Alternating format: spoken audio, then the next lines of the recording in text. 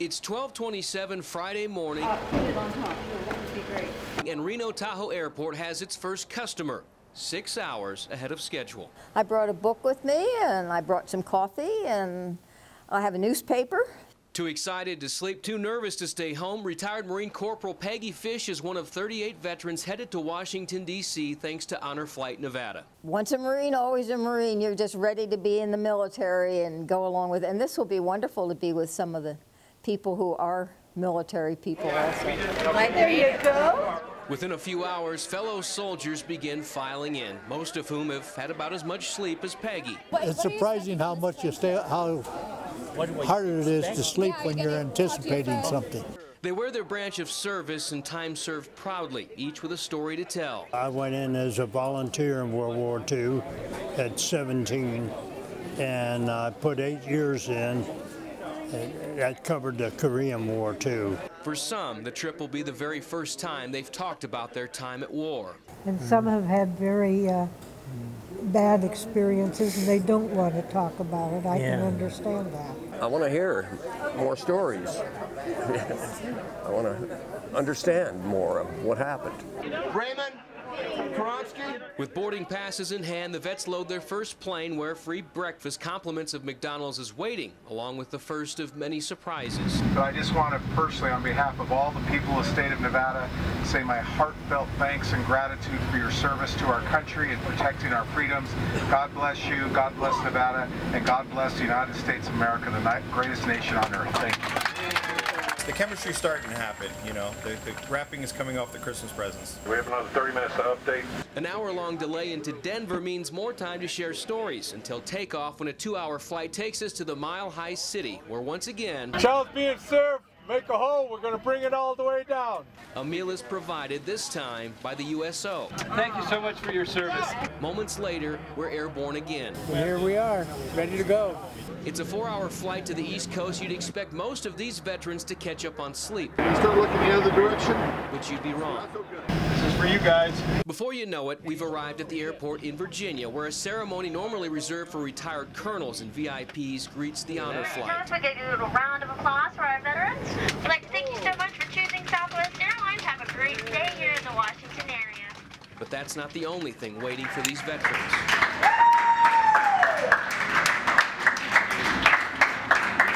I start crying.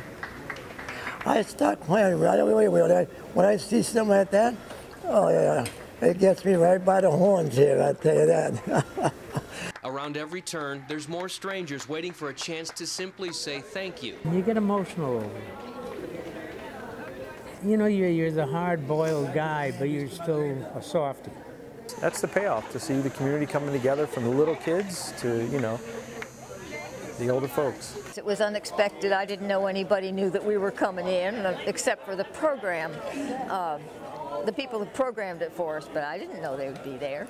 The veterans have landed, and the trip of a lifetime is in full swing. A lot to do in a short amount of time, so let's get doing it. One more step. A bright sunrise kicks off day 2 of the Honor Flight Nevada trip to Washington. Right now, I need the Guardians to make sure that they've got their veteran on. First thing on the schedule is the memorial everyone has been waiting to see. We're just leaving the hotel. We're on the way to the World War II Memorial. It's 8:30 in the morning. We should be there in about 15 minutes. But politics at the Capitol have thrown a possible wrench in the plans, as the memorials are said to be closed off to the public. There is one barricade at the Pacific. Instead of fear, a sense of resilience spreads on board. I'm going to help them tear them down. If we do, I've moved things before.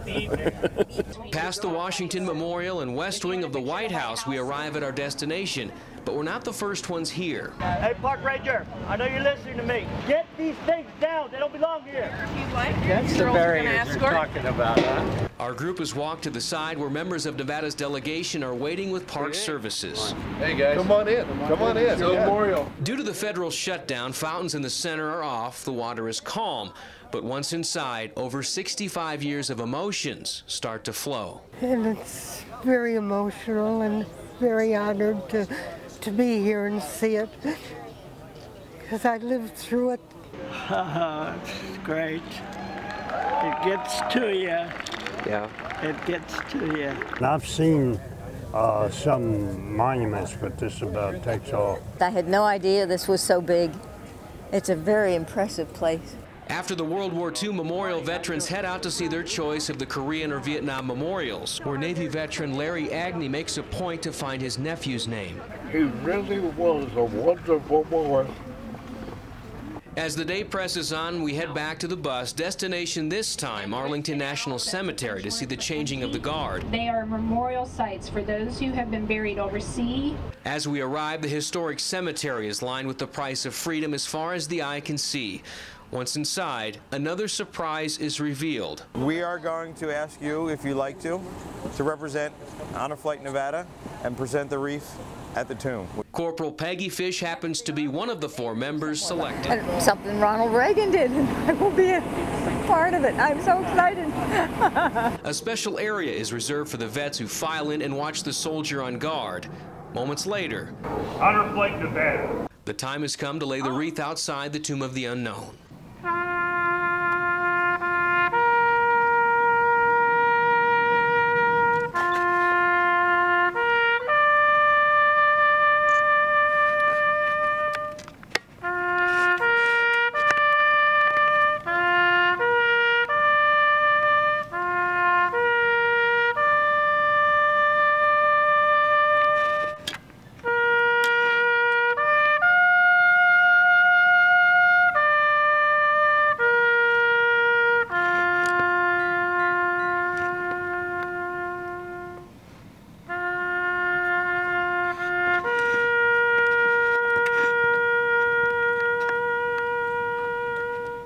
This kind of stuff, I can't get through it.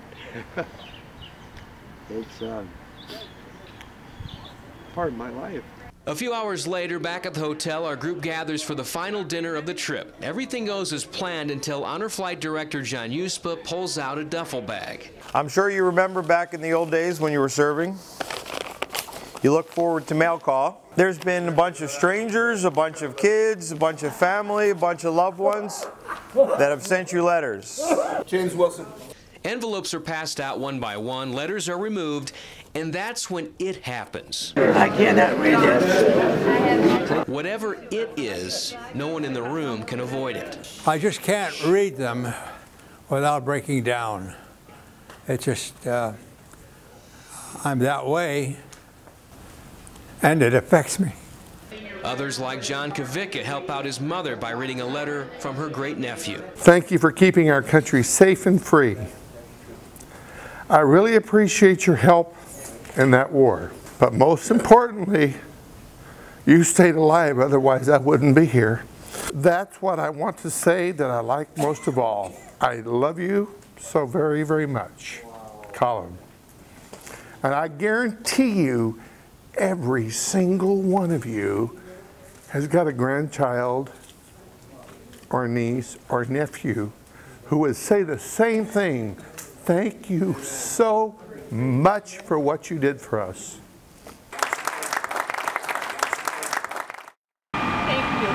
It's been a weekend of handshakes from strangers, tears, and lots of laughs for the 38 veterans from Honor Flight Nevada. All these people come up and shaking hands with you, people you never saw before in your life.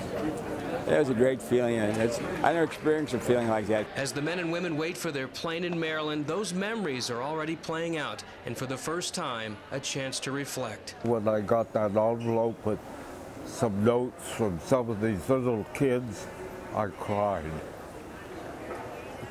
Just hoping that they will never experience what we had. You get goosebumps. That's what I felt.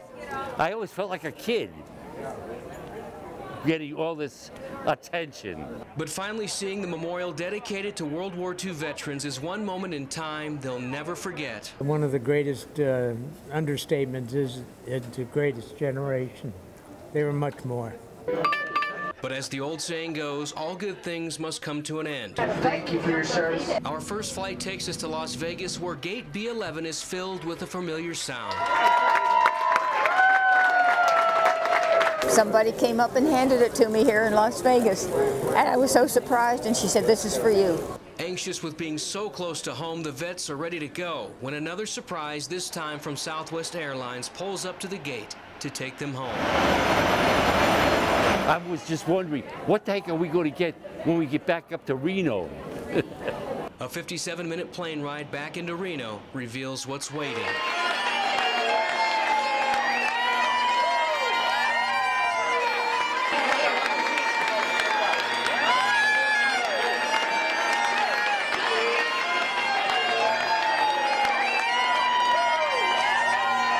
I tell you, it was a lot different than when we came back from Vietnam.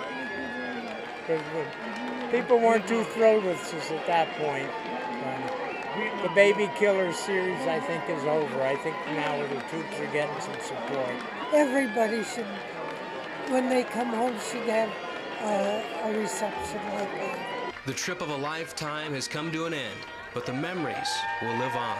To meet these old guys, you know, and each guy has his story, and I tell you, it's just, I don't know how I can explain it to my wife. This trip has really brought back faith in a lot of people. It changes their lives, their kids' lives, it changes the community's lives, how they see them.